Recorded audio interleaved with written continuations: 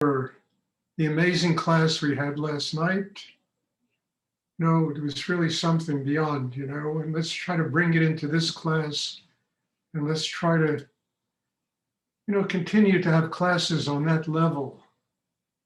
The class last night was, I'm still reeling from it. It was so profound and deep.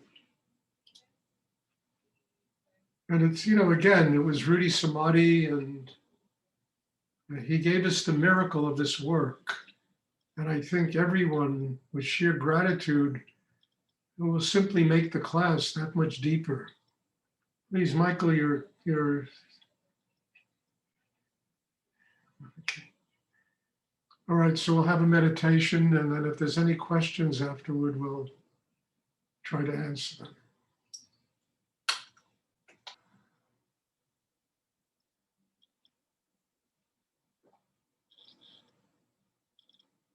I've unmuted everyone, and if anyone has a question, please, everyone, try and sit still. I keep saying it over and again. If you move, if you're scratching your nose, if you're doing things, it just disrupts the class.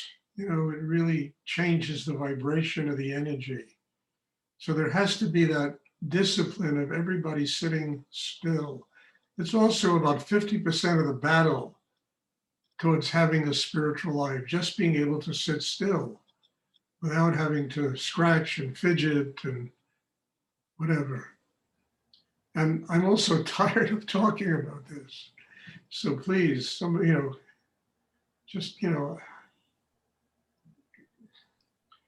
does anyone have a question they would like to ask?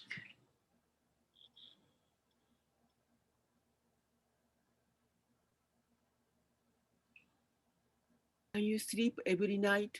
Deep sleep you can get every night? You can sleep well because you do deep meditation. So Suko, you have to speak a little clearer. I don't understand. I have sometimes sleeping disorder. My mind something open up, then I cannot sleep. Yeah. So then I'm just afraid to go into sleep or something. So you must have a deep sleep because you have a deep meditation. Well, this meditation, and in many ways, is like an 8-hour sleep. You're resting everything inside yourself. And what you're open to, and the only energy is spirit, higher energy. And it's like having an 8-hour sleep. Also, while you're lying in bed, just listen to your breathing is a good exercise to do.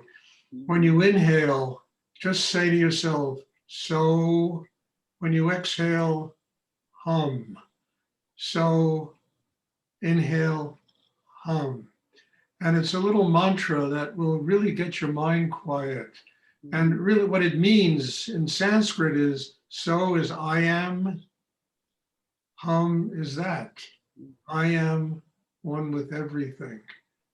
Your breath itself is a prayer, and you can use it to relax your mind, relax your body, and it's a very good exercise. So try it, try it for a couple of minutes, when you lie down to go to sleep, and see if it really helps you to get a better night's sleep.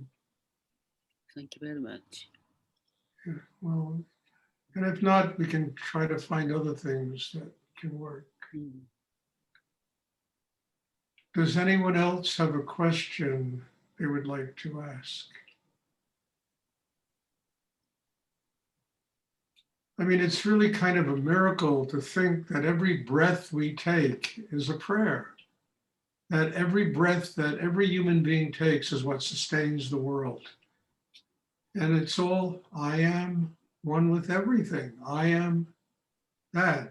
And yet most of breathing is so unconscious that people spend all their time breathing directly up into the forehead, activating the mind, activating, energy like that, where there's just all this polarity and conflict.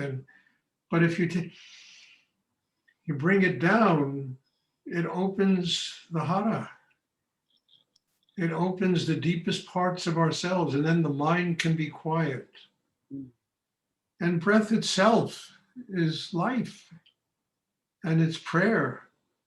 And we have to become conscious of that as we live every day, that every breath we take, it literally determines how elevated we are as people, you know?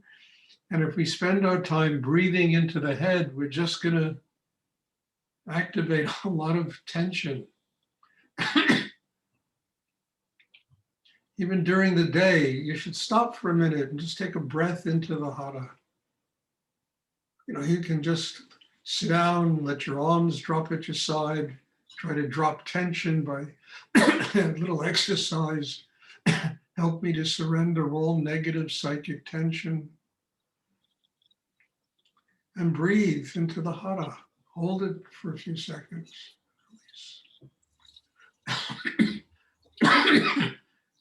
Just to recenter yourself and to rebalance yourself inside.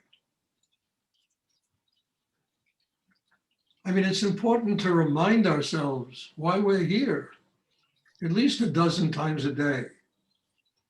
You know, because we get lost in such a fog, you know, that we have to just remind ourselves what we're doing here, what the purpose of our life is.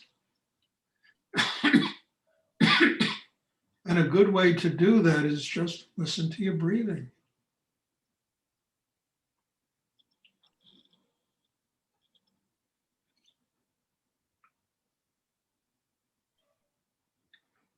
I mean, don't do it when you're driving a car.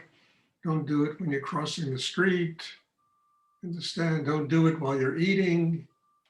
But in between all those activities, just listen to your breathing. Let it remind you, I am that. It's like in the Bible with Moses and the burning bush. I am that I am, I am, you know? And then there's the burning bush, which is like the Kundalini. I mean, if you look at the metaphor properly, it really is a symbol of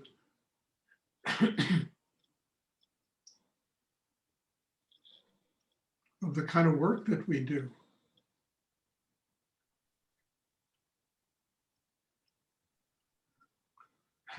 Does anyone else have a question they would like to ask?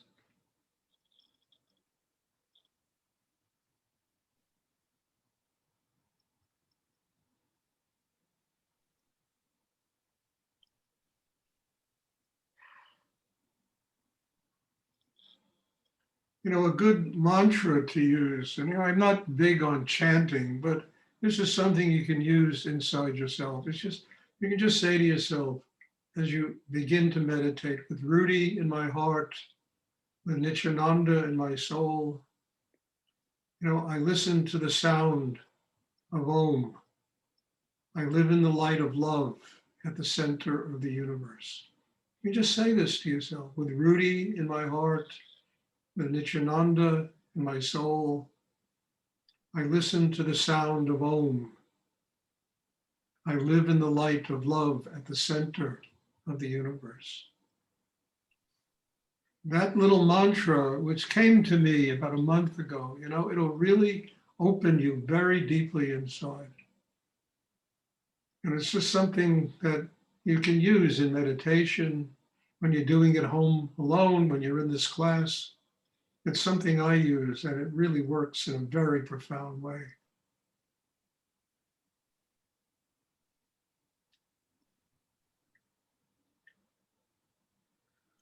Does anyone else have a question they would like to ask? Stuart, will you talk about forgiveness, please? Okay, it's like a broken record, this talk about forgiveness. Look, you know, I've said it before, I'll say it again. One of the greatest things ever written, you know, is this thing in the Bible where, you know, and I'm not a Christian, okay? I don't really have much religion. You know, nailed to a cross, he says, forgive them, they know not what they do. It's one of the most extraordinary things I ever read. Because if you don't forgive, you don't move on in life. Then there's anger, there's revenge, there's, poison inside one. We have to learn to forgive. It's essential. Never mind the person we're forgiving. You understand? It's less importance than we need it to move on in our lives.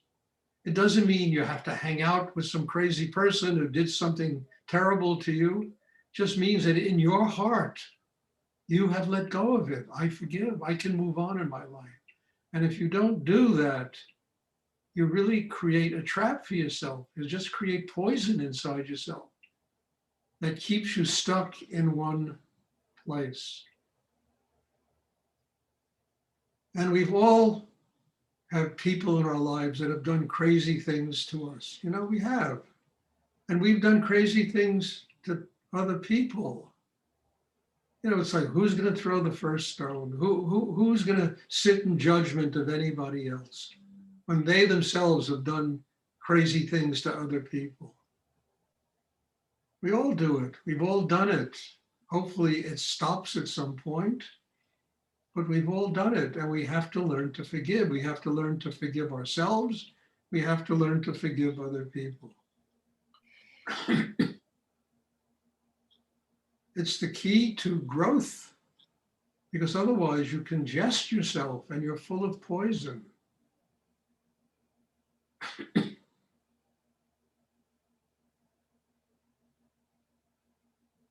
And what good does it do to be angry at somebody?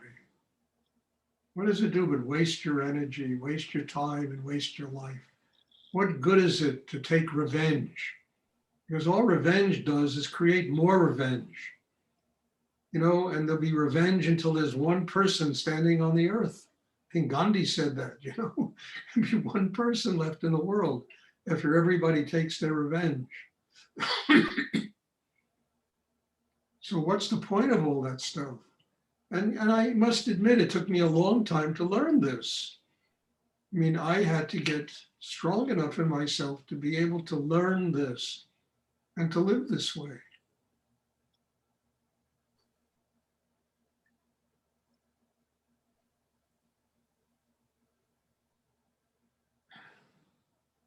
Does anyone else have a question? Thank you, Stuart. You're welcome. Do you ever feel like you're in communication with the energy of the meditation? Or are you just opening and not needing to know and just assuming something is happening? I don't understand if I'm in communication with higher energy. Well, that's Do you do you feel like it's like you're feeling and having this experience, like the energy is relating with you, or are you just working on being open, getting out of the way? And Well, I do all of that, okay. Zach. I open, I get out of the way, then the energy comes, and it takes me to a very deep place inside myself, where I'm connected to what's infinite in the universe. So I have to do all of that. In order for it to work, I have to get out of the way. Stuart cannot teach these classes. And anybody who teaches these classes and does it through, it's me, I am the, just run in the opposite direction, because it's very dangerous. I have to get out of the way. I cannot be there. So years of training have taught me how to get out of the way. Then that energy comes. And that energy takes me to a really deep place inside myself, that enables me to, it's like excavating new areas of things that are locked up, new tensions, so I can get rid of them, flush them out of my system, and allow myself to truly be connected with what's, higher energy in the universe. And that's infinite energy. There's infinite wisdom, infinite knowledge, the energy to do amazing things in your life. But in order for me to do that, I have to get out of the way. That's why the mind has to be quiet, the emotions have to be quiet. Understand, sexual energy has to be quiet. We have to be centered, grounded. We have to have a highly developed chakra system to do what I'm talking about. And the meditation exists to do this. That's its purpose, to help all of us just get out of the way. You know, then it comes. And it takes you really to a depth inside yourself that is, you know, it's beyond human comprehension. I mean, the second you try to understand it is you're going to you're going to destroy it. But just let it happen, let it be. Yes. This might sound stupid, but you're still at this age unlocking new areas of I stuff. can't hear, you have to speak up. Oh, this is gonna sound silly, but I guess I just assumed that at your age you weren't really having to unlock too much stuff inside yourself, but I guess you are, huh? You know, look, as long as you're alive on Earth, there's going to be garbage inside you. There's going to be tension inside you. We need it. It's one ingredient in the soup. Without the tension, we would never do anything about ourselves. We'd all be like a bunch of zombies. We'd be like cabbages, you know? Or like Rudy used to say, we'd be like cattle, you know, grazing in the pasture. But we always will have something in us that needs to be worked on. And the universe provides it. It's essential because it reminds us that we have to do inner work. And if we don't listen to that thing reminding us, it's just stupid, you know, because then it, like a cancer, it will grow, you know, get bigger. And it's reminding us, hey, you really got to do your inner work. And and as I say, there's nothing wrong with having something wrong with you. And you shouldn't beat yourself up because there's tension, there's a little bit of anxiety. It's just a reminder you really have to work on yourself. And look, I've mentioned this before, but the best Persian rugs, the best, intentionally have something wrong with them. They do something which isn't perfect because their idea is that only Allah is perfect. And this rug can't be perfect. That's part of its perfection, that there's imperfection. Because only Allah is perfect. The rest of us are just, we have limitations. We're here to work on it. We wouldn't be on the earth if we didn't have to work on ourselves.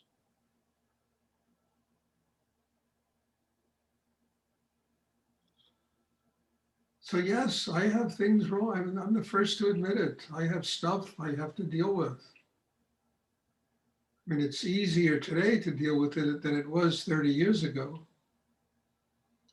But it's still there. And it's not the same stuff it was 30 years ago. It's deeper stuff, stuff that was buried lifetimes ago inside that needs to be unearthed. It's like an archaeological dig.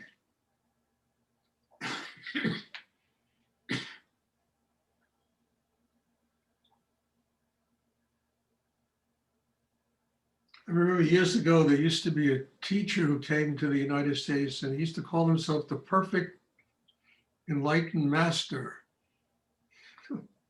And, it always seemed to me a little dangerous. And he had huge following, this guy. He was a young kid. He was the perfectly enlightened master. I don't know what happened to him, where he is today or what, but you don't hear much about him. But I always felt God is perfect. God is perfect. The rest of us have imperfections that remind us that we need to work on ourselves. It's like I told you this before, just to finish up the class. When I was sitting with Rudy listening to this teacher talk about the guru being God, and you have to worship the guru. And Rudy, said, and he whispered in my ear, God is God. The best the guru can do is be the servant of his student and the servant of God.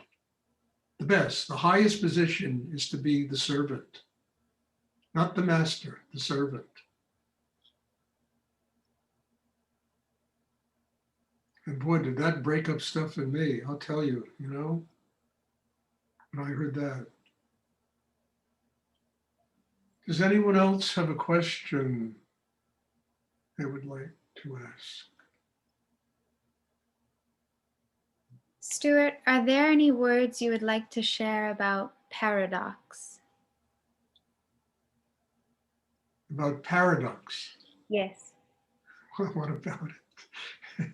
It's part of, look, the best thing about paradox is that it also transcends human understanding, and that's why it's paradox. And a lot of teachers talk in paradoxes because their words are, you know, it's like Zen is like that. What is the sound of one hand clapping? It's like a paradox, you know, there is no sound. That's the sound. And if you can hear that sound of Om, that sound of nothingness, you know, you are capable of transcending the paradox and tuning into higher energy in the universe. So teachers often talk in paradoxes. And the purpose of it is, you know, to train you to go beyond just pure intellectual understanding to a place where you really can tap this transcendental energy and go to a place of a higher nature, you know, where paradox dissolves into a kind of nothingness, into a, so yeah, paradox is part of it, you know, a lot of teachers talk that way. And I think it's a very important aspect of teaching, because when the mind can understand it, it brings everything down to its level. When the mind can't understand it, we have to go to a transcendental plane of consciousness. We have to go to a higher plane, not to understand, but to tune into the logic of infinite energy in the universe, which is a completely different logic than anything that we understand on the earth.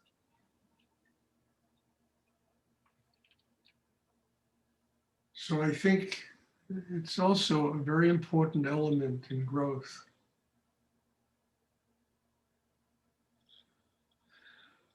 Does anyone else have a question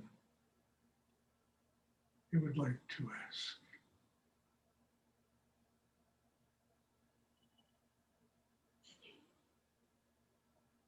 Okay, if there are no more questions, then again, God bless you all. Thank you for being here, for allowing this energy, you know, to nurture us all and to do this inner work together. And there'll be a class on Wednesday, and I hope that I see everybody there. Also, if you know people that might be interested in doing this, you know, we don't run a private club here, and if somebody is ready, but don't just go knock on somebody, just tell, if they really think they're ready to come do this kind of meditation, people are very welcome, you know, to come and attend and be part of these classes. So thank you, bless you, and I will see you all on Wednesday. God bless. Thank you, Stuart. Thanks so Thank you much. so much.